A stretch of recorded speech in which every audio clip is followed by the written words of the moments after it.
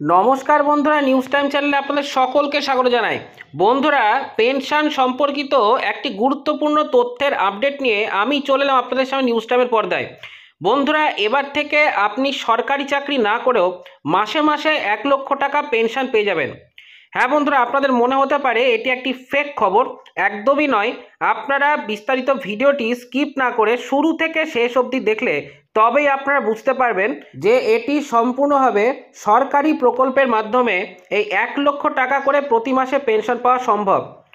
তার জন্য সরকারি চাকরি করা কোনো দরকার নেই, সরকারের পক্ষ থেকে গ্যারান্টিও রয়েছে। তো বন্ধুরা, এই সম্বন্ধে বিস্তারিত তথ্যটি আমরা আজকের এই ভিডিওটিতে জেনে নেব। দর্শক বন্ধুরা, যারা ভিডিওটি ইতিমধ্যে দেখছেন তাদের মধ্যে কেউ যদি পেনশন হোল্ডার হয়ে থাকেন, তারা ভিডিওর কমেন্ট সেকশানে অবশ্যই পেনশন হোল্ডার কথাটি উল্লেখ করে দেবেন, যাতে আগামী দিনে সেই সংক্রান্ত কোনো আপডেট পেলে আমি আপনাদের সামনে ভিডিওর মাধ্যমে জানাতে পারি। তো বন্ধুরা, বিস্তারিত ভিডিওটি স্কিপ না করে শুরু থেকে শেষ অবধি দেখতে থাকুন। ভিডিওটি শুরু করার পূর্বে আপনাদের কাছে আমাদের একটা রিকোয়েস্ট, ভিডিওটি ভালো লেগে থাকলে এবং ইনফরমেটিভ হয়ে থাকলে অবশ্যই একটি লাইক দেবেন, শেয়ার করে দেবেন। চ্যানেলে নতুন হয়ে থাকলে চ্যানেলটিকে অবশ্যই সাবস্ক্রাইব করে দেবেন। তো বন্ধুরা, সময় নষ্ট না করে বিস্তারিত ভিডিওটি শুরু করা যাক।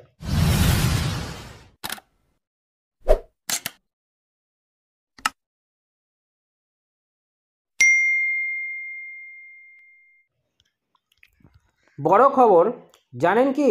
আপনি যদি সরকারি চাকরি নাও করেন তবু 1 লক্ষ টাকা পর্যন্ত পেনশন পেতে পারেন। দুর্দান্ত স্কিম রয়েছে মোদি সরকারের। রইল বিস্তারিত তথ্য।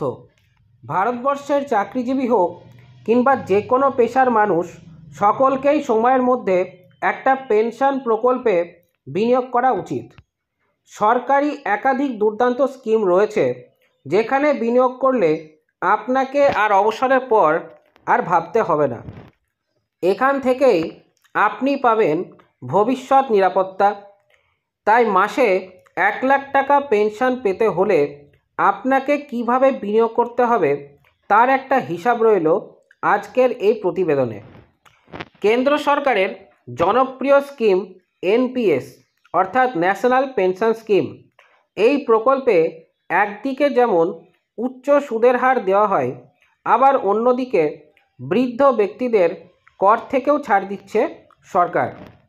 এখানে বিনিয়োগ করতে পারেন সরকারি কর্মচারীরা থেকে শুরু করে যে কোনো বেসরকারি কর্মচারী অথবা একজন সাধারণ ব্যক্তিও। হ্যাঁ বন্ধুরা, আপনারা ঠিকই শুনেছেন। এই এনপিএস প্রকল্পটিতে বিনিয়োগ করতে গেলে আপনার সরকারি কর্মচারী হওয়ার কোনো দরকার নেই। আপনি যে কোনো বেসরকারি ক্ষেত্রে চাকরি করলেও অথবা কেবলমাত্র একজন সাধারণ ব্যক্তি হলেও আপনারা ইনভেস্ট করতে পারবেন। এই পেনশন প্রকল্পে সুদের হার থাকে 9% থেকে 12%। এই স্কিমে বিনিয়োগের জন্য ন্যূনতম বয়সসীমা হলো 18 এবং সর্বোচ্চ বয়সসীমা 70 বছর। হ্যাঁ বন্ধুরা, আপনারা ঠিকই শুনেছেন। এখন যেখানে ব্যাংক অথবা পোস্ট অফিসে অনেকটাই কম সুদের হার দেওয়া হয়, সেখানে এই পেনশন প্রকল্পে সুদের হার ন্যূনতম 9% এবং সর্বোচ্চ 12%। এবারে প্রশ্ন হলো, আপনি সরকারি চাকরি না করেও কিভাবে মাসে 1 লাখ টাকা পেনশন পাবেন? যদি আপনি একজন বেসরকারি ক্ষেত্রে কর্মী হন, তবে ন্যাশনাল পেনশন প্রকল্পে আপনাকে বুদ্ধি করে টাকা জমাতে হবে। সেক্ষেত্রে আপনি যদি প্রতি মাসে 1 লাখ টাকা পেনশন চান, তবে এখন থেকে মাসে প্রায় 60,000 টাকা করে বিনিয়োগ করতে হবে। ফলে আপনার মোট বিনিয়োগ হবে 1.58 কোটি টাকা। যদি প্রতি বছর এই প্রকল্প থেকে 10% করে সুদ পান, তবে রিটার্নের পরিমাণ হবে 3.46 কোটি টাকা। আর 20 বছর পর পেনশন ফান্ডে আপনার জমাকৃত অর্থের পরিমাণ হবে 5.05 কোটি টাকা। যদি আপনি 20,000 টাকা করে বিনিয়োগ করেন, তবে প্রতি মাসে আপনার 30,000 টাকা ম্যাচিওর্ড হলেও আপনি 60% তুলে নিতে পারেন। এছাড়া আর বাকি 40% আপনাকে রাখতে হবে। মোটামুটি প্রায় 3.03 কোটি টাকা আপনি তুলে নিতে পারবেন।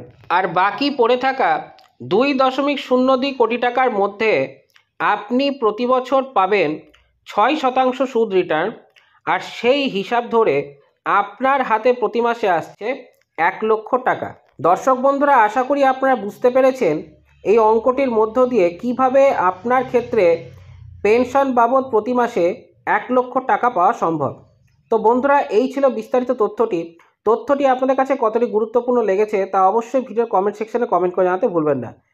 এবং দর্শক বন্ধুরা, যারা ইতিমধ্যে ভিডিওটি দেখছেন তারা কেউ পেনশন হোল্ডার হয়ে থাকলে পেনশন হোল্ডার শব্দটি অবশ্যই ভিডিওর কমেন্ট সেকশনে উল্লেখ করে দেবেন, যাতে আগামী দিনে পেনশন সম্পর্কিত কোনো আপডেট পেলে আমি আপনাদের সামনে ভিডিওর মাধ্যমে জানাতে পারি। তো বন্ধুরা, দেখা হচ্ছে পরের ভিডিওটিতে।